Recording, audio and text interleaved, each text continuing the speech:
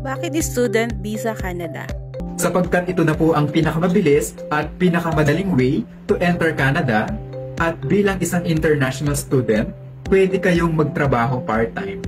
Kung sakali naman nakasama ang partner natin, ang visa niya po ay Open Work Permit. Pwede siyang mag-work ng full-time. Samantalang yung anak niyo naman, pwede po siyang mag-aral ng libre hanggang senior high school.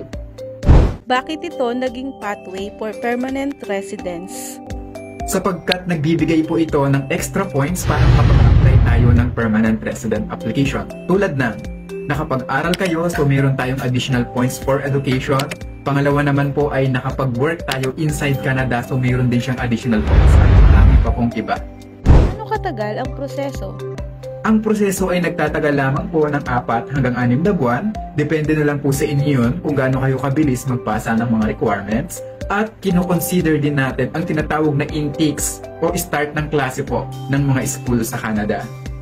Paano mag-apply? Mag-message lamang po kayo sa The Visa Center at nagko-conduct po kami ng free consultation online para mapag-usapan po ang bawat detalye.